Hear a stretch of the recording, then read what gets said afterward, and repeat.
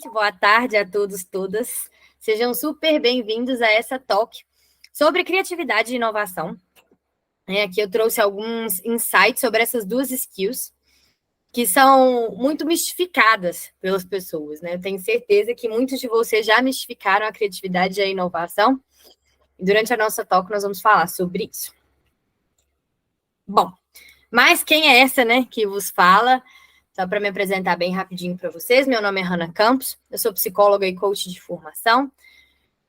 Aqui na Avenue Code eu sou Career Advisor, né? E eu tenho como missão de vida trabalhar e promover espaços para desenvolvimento de pessoas, né? Trazer essas perspectivas, novos olhares, e é isso que eu estou me atrevendo a fazer aqui, trazer uma outra perspectiva e outros olhares em relação à criatividade e inovação.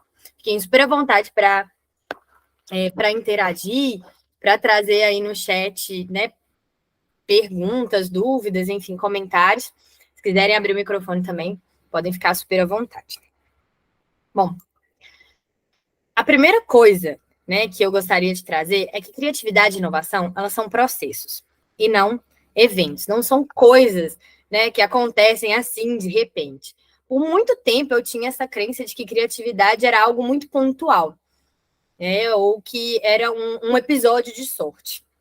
E que inovação só era inovação se trouxesse para a mesa alguma coisa que fosse extremamente diferente de tudo o que já havia se visto na vida, né? Que era meio que se não trouxesse algo do nível invenção da roda, não era inovação. Não sei se vocês já tiveram essa crença, se tiverem, por favor, compartilhem aqui no chat se vocês já tiverem, só para eu saber se eu estava ou não sozinha pensando isso no mundo.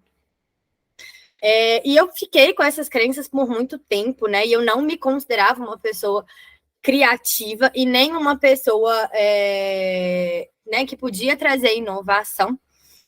Até que um dia eu recebi um feedback sobre isso, né? E recebi um feedback, nossa, você é uma pessoa muito criativa, você consegue trazer coisas diferentes, soluções diferentes o tempo todo.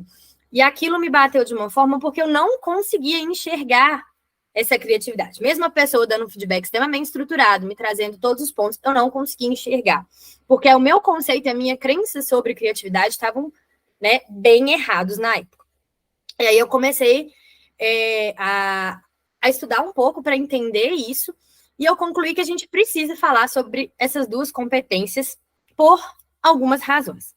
A primeira, do ponto de vista pessoal, quando a gente é mais inovador, a gente tende a levar mais resultados positivos para onde a gente está, o que é uma super vantagem. O segundo ponto é que trabalhos que envolvem altos níveis de criatividade tendem a fazer as pessoas se sentirem mais gratificadas, tanto emocionalmente e são financeiramente mais rentáveis. E o último motivo é que a gente tem aí o chat GPT assustando a gente, né? Que, enfim, criando e trazendo coisas. Brincadeiras à parte, a gente vai entender o que está por trás, né, dessas duas skills. Então, vamos lá.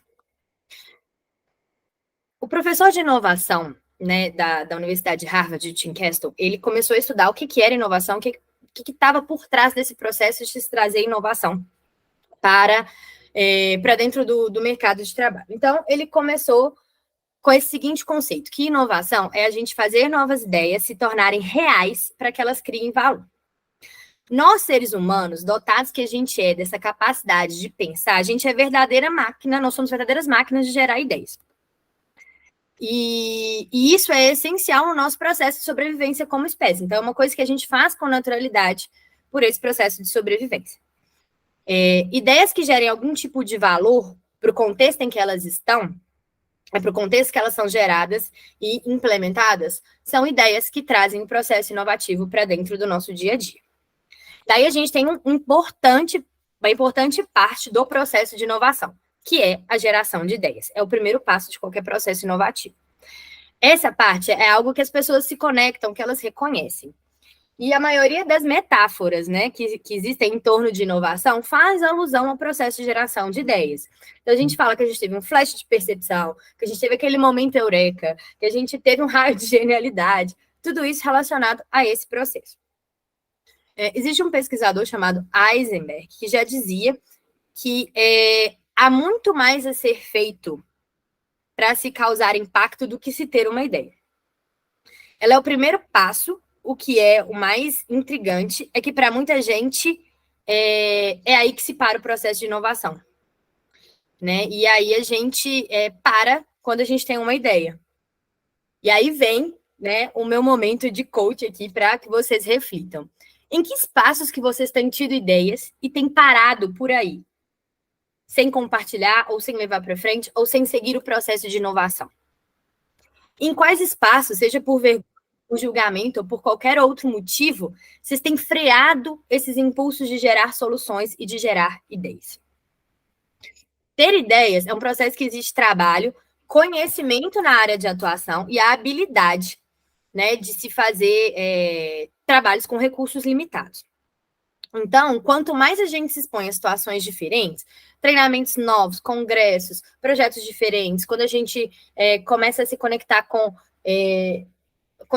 outras pessoas gerando conteúdo, com podcast, com TED Talks, com livros, sendo da nossa área ou não, o que estiver fazendo sentido para o nosso estilo de aprendizagem são fontes de alimentar essa geração de ideias. E aí é que vem o segundo desafio da inovação, né? Essas ideias, elas têm que gerar valor, elas têm que ser úteis. E para isso a gente precisa de uma compreensão mais profunda da nossa área, do tipo de problema que a gente está enfrentando, né? Do ponto de vista dos usuários, das pessoas que se conectam com a gente, que tipo de problemas e situações que elas estão enfrentando. O valor de uma ideia nem sempre é autoevidente. Então, quando a gente começa a ter ideias, o segundo passo depois da ideia é a gente entender que valor que essa ideia tem, que tipo de solução que ela gera, como que ela impacta as pessoas que estão ao nosso redor.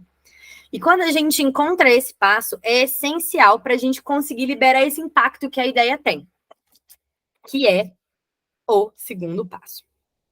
Então, a inovação, como eu estava dizendo para vocês, ela começa com essa geração da ideia. Todo mundo entende isso. E é aqui que a criatividade entra em jogo. Quando a gente faz uma nova conexão e a gente cria uma nova ideia, a criatividade também está conectada aí com a inovação. Mas ninguém tem tempo ou recurso suficiente para implementar cada nova ideia que tem. Né? E isso é verdade, tanto quando a gente está falando da nossa vida pessoal, quando a gente está falando também das organizações, do nosso trabalho. A gente simplesmente gera muita ideia. Então, o segundo passo, né, que é importante no processo de inovação, é a seleção. Né? A gente conseguir criar algum processo de seleção de ideias, seja ele através de critérios, de relevância, de impacto, de prioridade de problema. Isso tudo tem que ser feito para que o processo de inovação ele seja coerente com o momento que se está se vivendo. Isso pode envolver a construção de algo ou simplesmente persuadir outras pessoas a tentar fazer coisas de maneiras diferentes. Mas de uma forma ou de outra, a gente tem que deixar claro como as pessoas também podem usar essa ideia. E aí vem o processo de implementação. Como que isso pode ser implementado? Quando a gente estrutura isso, a gente está estruturando um processo de inovação que seja acessível para outras pessoas. Tudo bem até aí, gente? Tô falando... Tudo bem. Ótimo. Então, a gente precisa, né, desse processo de implementação das ideias. Tudo isso leva tempo. Então, inovação é um processo, não é algo que acontece tão instantaneamente. E aí, a gente gerou as ideias, a gente selecionou o que tem impacto, a gente começou a pensar no processo de implementação. E, de alguma maneira, a gente precisa também deixar as pessoas envolvidas com esse processo ou com a inovação que a gente está trazendo, conectadas com esse processo. E esses processos, às vezes, podem trazer alguns caminhos frustrantes ou tediosos, porque precisa de alguma movimentação maior. Então, a gente precisa deixar essas pessoas que estão conectadas, que vão ser impactadas com essa ideia, também ali sustentadas, né? E envolvidas e engajadas com o processo. E depois disso, a gente tem que pensar também que a ideia precisa se espalhar. A gente precisa que as pessoas adotem e comprem aquela inovação. Grandes e novas ideias nunca são adotadas tão instantaneamente. A gente primeiro tem que descobrir quem que precisa mais dessa ideia e o que né, quem seria mais impactado imediatamente por essa ideia. E a gente começa com essas pessoas, tanto no espalhar quanto de manter ali engajados enquanto o processo de implementação da inovação está acontecendo. A partir daí as coisas começam a crescer, geralmente é um processo um pouco mais lento, mas elas vão crescendo até atingir um ponto crítico e aí a ideia decola. Como a gente está falando de ideias, de processos, não é sempre que isso vai acontecer, mas o jeito mais estratégico de se fazer é passando por esse processo de geração de ideias, seleção, implementação, sustentação da inovação e difusão dessas novas ideias. Se a gente for ruim em apenas um deles, né, em algum desses processos, todo o processo pode ser interrompido de alguma forma. Esse pesquisador, o Tim Haller, aí eu esqueci o nome dele, gente, desculpa. Mas ele fez uma pesquisa dentro da Universidade de Harvard com 700 empresas. E aí eles foram mapear o que estava, né, onde é que era o problema de implementação de inovação das empresas. O que eles descobriram é que menos de 4% tem problemas com geração de ideias. E que, na verdade, o problema está distribuído entre as outras etapas que não são pensadas e não são cuidadas, como a geração de ideias é. Então, os outros 96% dos problemas que eles encontraram estavam em uma dessas outras 4 etapas. Então, a gente precisa cuidar de todas as etapas desse processo. O que isso quer dizer? Quer dizer que a inovação é um processo mais complexo do que a gente, às vezes, se dedica a ele, né? E mais complexo do que as pessoas pensam originalmente. E é por isso que, às vezes, grandes organizações acham difícil se tornar tão inovadoras, né? Porque não passam por esse processo de pensar a inovação do começo ao fim, né? E isso é o que vai ajudar a inovação a acontecer de uma forma mais eficaz. Bom, falando sobre criatividade. Criatividade é um processo que é inerentemente social.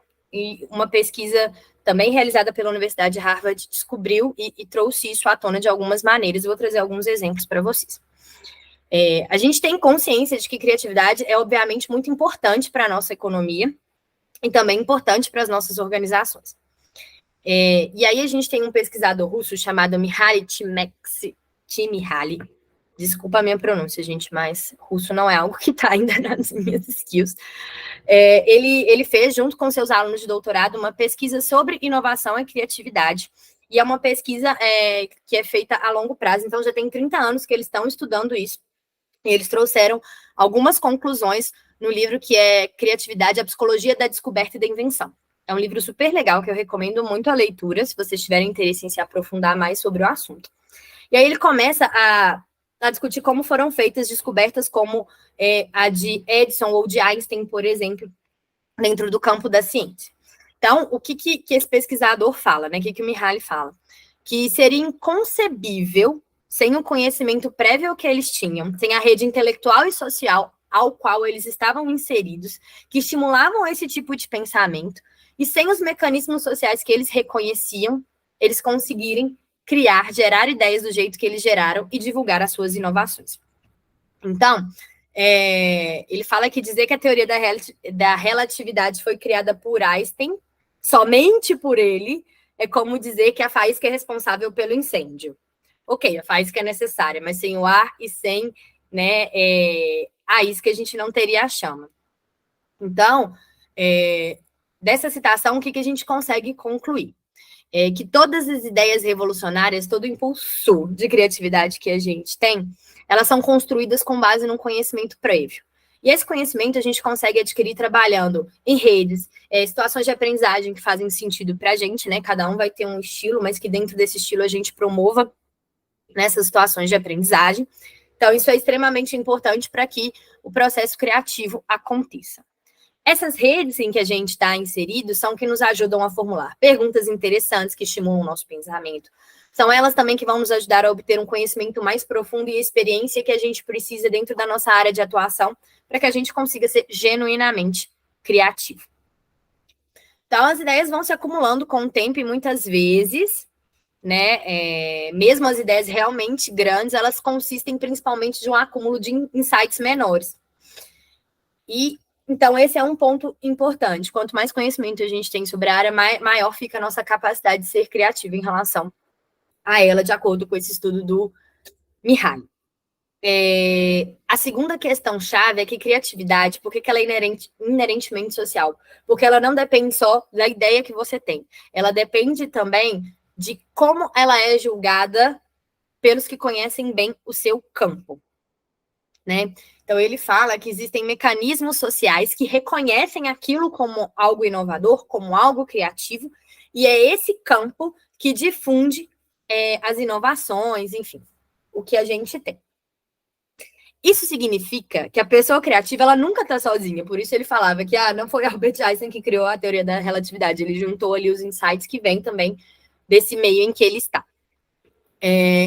Então, a pessoa criativa, como ela nunca está sozinha, ela sempre vai ser julgada como criativa por outras pessoas. Seja por especialistas na área, ou seja por pessoas que vão usar as ideias e o que ela está trazendo como inovador. O que nos faz crer que a criatividade é inerentemente social. Isso acaba levantando um ponto que é muito relacionado, que as pessoas criativas e organizações criativas precisam passar por aquele processo que eu trouxe no processo de inovação, que é de escolher quais ideias são mais promissoras. E aí ele traz um exemplo de um inventor chamado Jacob Rabinow. E ele, quando ele estava ali passando pelas entrevistas, né, da pesquisa que eu falei com vocês que ele tem conduzido na Universidade de Harvard, ele foi conversar com esse inventor sobre criatividade. E é um inventor que ele usa material... Como é que chama? Material reciclável para fazer as invenções dele e tudo. E aí o Mihaly fala assim, então você deve ter a capacidade de obter e livrar-se, né? E se livrar do lixo que você pensa. Você não pode pensar em boas ideias ou escrever apenas boas coisas ou criar boas coisas. Você deve pensar em muita coisa, muita ideia para fazer esse tipo de criação. Desculpa, não é o Mihaly, não, gente. Isso é o inventor que falava, tá? Então, antes de chegar à obra final, ele pensa em muita coisa. Então, ele descarta muita ideia. Ele faz esse processo de seleção de ideias que é extremamente importante.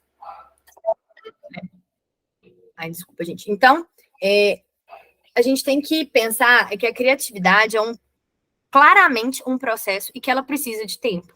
Então, achar que ela é algo pontual e que ela está muito conectada ali a somente aqueles momentos de insights e inspirações é muito reducionista em relação a essa soft skill. Então, há um ponto no tempo em que a ideia ocorre pela primeira vez, mas depois tem realmente o processo de construir a ideia, o resultado da ideia, descartar a ideia, de refinar a ideia, né? E depois disso a ideia precisa ser aceita e deve se espalhar, que é aquele processo da criatividade que a gente trouxe. Por isso que esse conceito de flash, né, de ter de flash de insight, de ter aquele momento eureka, ele é muito enganoso. Esse insight ele é apenas um gatilho. Mas coisas têm que acontecer, né, antes que a gente possa dizer que, de fato, que um processo criativo, um processo inovador aconteceu.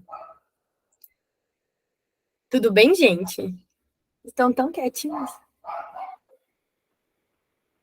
Tá? Dúvidas, desabafos, perguntas? Bom, então, vamos continuar. E aí, um outro ponto importante que ele trouxe em relação à criatividade é que todo processo criativo precisa de expertise e domínio. Quando o Mihaly, né, e os seus estudantes de doutorado começaram a construir esses estudos sobre criatividade, no livro ele traz como eles construíram modelos, né, de sistemas de criatividade. Aí no livro ele traz isso com muitos detalhes, né, mas tem algumas definições diferentes de criatividade que são de uso comum, né? Então, ele chama as pessoas que se encaixam nessa definição de criatividade brilhante como o primeiro modelo de criatividade. E aí ele fala que essas são as pessoas que expressam pensamentos incomuns, que são consideradas interessantes, que são consideradas estimulantes. Então, esse primeiro modelo se encaixa, né, bem em resumo, para as pessoas que parecem ser extraordinariamente brilhantes. E ele chama também uma segunda definição de pessoas que são pessoalmente criativas. São as pessoas que têm percepções novas ou percepções incomuns.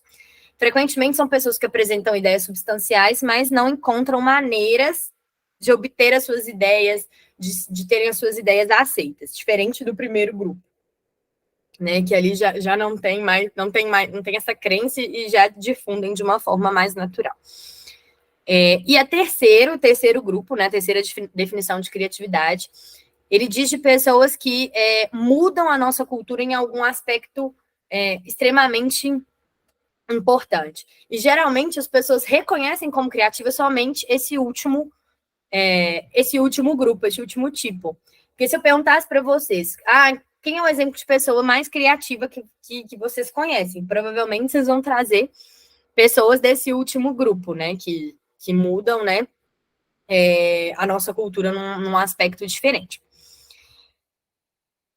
E aí, ele reforça, né, nesses pontos, de que para ter algum efeito, a ideia que a gente expressa, ela precisa ser expressa em termos que sejam compreensíveis pelos outros, que deve passar pelo crivo dos especialistas de área, né, que a gente tem. E, finalmente, isso vai conseguir ser incluído no domínio cultural a que pertence. Esse é um modelo sistêmico que ele chama de modelo sistêmico de criatividade. A gente tem uma ideia, a gente é validado por algum tipo de especialista dentro da nossa área e aquilo é difundido de uma forma mais ampla. Na maioria das vezes, o conhecimento profundo de um domínio é essencial. O que seria um domínio? Por exemplo, eu conhecer sobre psicologia, alguém conhecer sobre uma tecnologia específica, esse seria o domínio. Na maioria das vezes, essa experiência é valiosa e leva à segunda parte de um sistema criativo, que é o campo. Esse é o grupo de pessoas que possuem conhecimento importante sobre o domínio que a gente tem, e são aquelas pessoas que vão ajudar a decidir quais são os trabalhos criativos e quais são importantes e valiosos. E aí o Mihaly traz um exemplo assim das artes visuais, né? Que aí fala, no campo das artes visuais, o campo é formado por professores de arte, por curadores de museus, por colecionadores, por críticos e, por exemplo, administradores de fundações, órgãos governamentais que estão mais conectados à cultura. E ele fala que esse é o campo que seleciona, por exemplo, que tipo de obra de arte que merece ser reconhecida, qual que merece ser preservada, qual que merece ser lembrada, né? E o elemento final desse sistema criativo são as pessoas ou os agentes criativos, né? Porque são eles que devolvem as novas combinações de elementos que compõem, eles que vão devolver o que está funcionando e o que não está. E aí,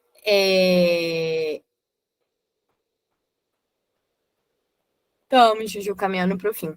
E aí ele traz essa questão de expertise e domínio. Então, além de tudo, a gente precisa, além de conhecer sobre a nossa área, a gente precisa estar rodeados de pessoas que têm a capacidade de validar aquilo que a gente está trazendo, né? E que dão criatividade, além de ser uma questão inerentemente social, ela necessita da nossa expertise, né? De domínio e do nosso conhecimento sobre de pessoas que podem validar o nosso processo criativo. Bom, e aí, por esses motivos que eu trouxe, é importante que a gente comece a conectar a criatividade e inovação como processos e não como eventos. Então, se a gente segue aqueles passos, se a gente começa a pensar estrategicamente aqueles passos que eu trouxe do processo criativo, a seleção de ideias, né, quem que a gente precisa conectar, quais são os pontos de dor que vão sustentar aquelas pessoas ali no processo de inovação, a gente vai conseguir trazer isso de uma forma mais prática e mais didática. Fica a recomendação aí para vocês também do livro do Mihaly, que é bem legal. Depois, né, quem quiser, eu posso passar o link pelo chat. E eram esses os insights que eu queria trazer para vocês sobre criatividade e inovação. Saber se alguém tem alguma pergunta. algum ponto? Gostaria de discutir alguma coisa? Raninha, já queria agradecer por essa apresentação. Acho que é senso comum aqui pela quantidade de palmas de que foi boa demais. E queria trazer 2 pontos, assim. Quando você comentou sobre, primeiro, você tem a técnica, né? Ainda mais ali da criatividade, expertise. Me veio na cabeça muito o Saramago, né? Que é bem conhecido por escrever sem pontos, escrever em caixa baixa, inventar palavras. E é isso, né? A pessoa não consegue fazer isso, ter esse estilo que ficou tão único dele, se ele não soubesse ali a língua portuguesa, que de fato precisa de ponto final, precisa de vírgula e por aí vai. Então, isso foi um exemplo prático, assim, para mim no dia a dia. E esse ponto, assim, de compartilhar, eu acho que a escrita, e eu trabalho muito escrevendo, entra muito nisso, né? Acho que as pessoas às vezes vêm e falam, ai, me ajuda a escrever isso aqui, porque vocês têm um jeito, e como se, sei lá, como se eu botasse a mão aqui e psicografasse ali um texto escrito, e não é. É técnica, você já pega ali os manejos, então é uma coisa que eu vivencio muito no dia a dia, e aí quis compartilhar. Eu acho que mais alguém tinha levantado a mão aqui. Opa, deve ter baixado, né? Às vezes estava tentando reagir igual eu faço. Eu vou reagir, aí eu levanto a mão, sem querer. Um clássico. Mas isso que você trouxe, Ju, é bem um exemplo real mesmo, né? Vocês fazem mágica mesmo. O conhecimento técnico de vocês sobre escrita realmente faz diferença para que a leitura fique mais fluida, para que traga, né, essas coisas. Mas essa questão do Saramago é muito isso. Se ele não conhecesse de linguística, por exemplo, como que ele ia conseguir trazer essa criação de palavras? Se ele não conhece tecnicamente como funciona a escrita do português culto, como que ele ia conseguir brincar com isso para trazer uma outra perspectiva? Essa é a questão. Então, quanto mais conhecedores nós somos da nossa área, quanto mais coisas diferentes a gente vê, quanto mais conteúdo a gente consome, seja de que forma for, da forma que fizer mais sentido para a gente, mais a gente vai conseguir trazer esses pontos e essas ideias.